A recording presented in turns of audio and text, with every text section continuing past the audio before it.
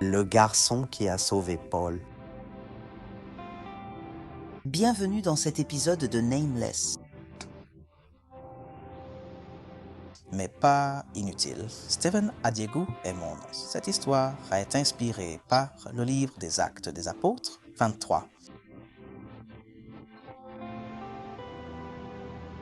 Le garçon qui a sauvé Paul. Épisode 1. Plus de 40 hommes se sont rassemblés secrètement. Ils ont prêté un serment dangereux. Ils ne mangeraient pas. Ils ne boiraient pas tant qu'un homme ne serait pas mort.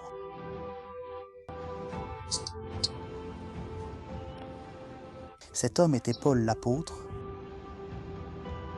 mais le ciel avait déjà placé quelqu'un pour les arrêter.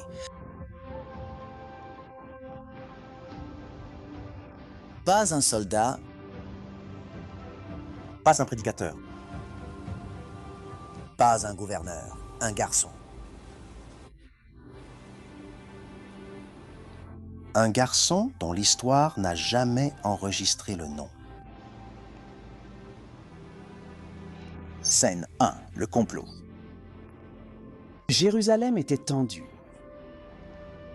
La prédication de Paul l'apôtre avait suscité la colère de nombreux chefs religieux. Ils ne pouvaient pas vaincre son message, alors ils décidèrent de faire taire le messager.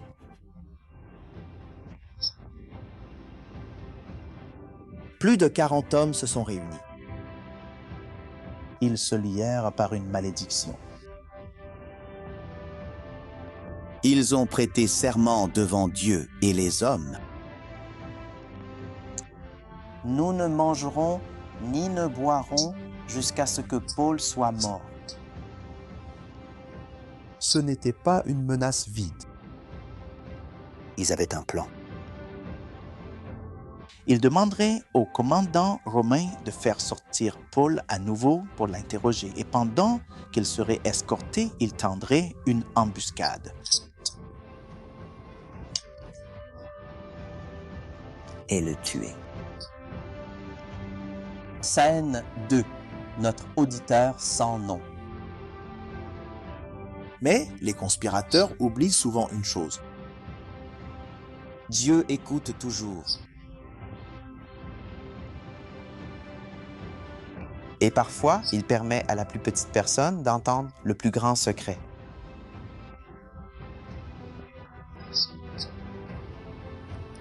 Quelque part à proximité, il y avait un garçon. Un jeune garçon. Le fils de la sœur de Paul. Il ne faisait pas partie de la réunion. Il ne cherchait même pas les ennuis.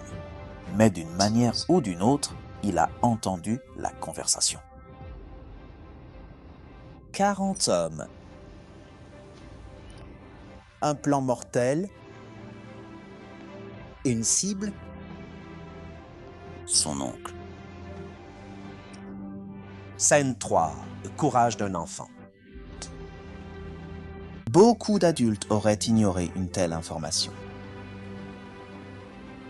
Et ce n'est pas mon affaire. D'autres auraient eu trop peur de s'impliquer, mais ce garçon a compris quelque chose de puissant, alors il a couru.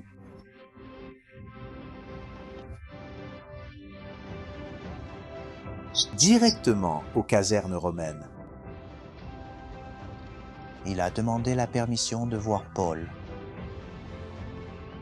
Quand il se tint enfin devant son oncle, il murmura la nouvelle choquante. Il y a un complot pour te tuer. Scène 4. Le sauvetage. Paul appela immédiatement un officier romain. Emmenez ce jeune homme au commandant, dit-il. Le garçon a répété tout ce qu'il avait entendu. Le commandant écouta attentivement. Puis il avertit le garçon. « Ne dis à personne que tu as révélé cela. » Immédiatement, le commandant a agi. Il a mobilisé une escorte puissante. 200 soldats, 70 cavaliers, 200 lanciers.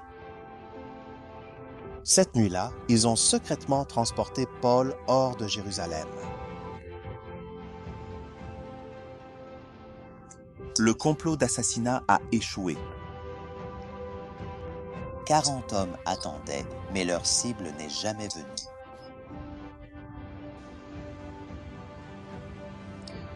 L'assassinat de l'ennemi sur ta vie échouera au nom de Jésus. Qu'il soit 40 ou 400, ou même 4000. Leur cible ne viendra jamais. Scène 5, le héros oublié. L'histoire a continué. Paul continua son voyage. Il se tiendrait plus tard devant des gouverneurs. Et même des rois. Mais le garçon, Son nom n'a jamais été enregistré. Aucun monument. Aucune reconnaissance. Pas d'applaudissements. Pourtant, sans lui, l'histoire aurait pu se terminer différemment.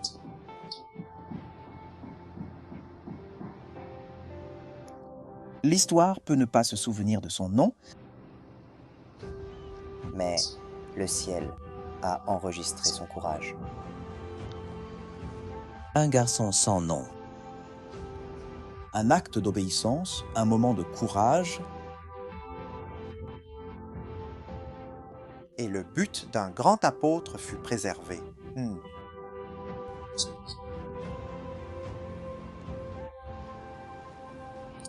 Ne sous-estimez jamais ce que Dieu peut faire à travers quelqu'un que le monde ne connaît pas. Tu peux être sans nom pour les hommes, mais tu n'es jamais inutile pour Dieu. Et cela nous amène à la fin du premier épisode de la série Sans nom mais pas inutile.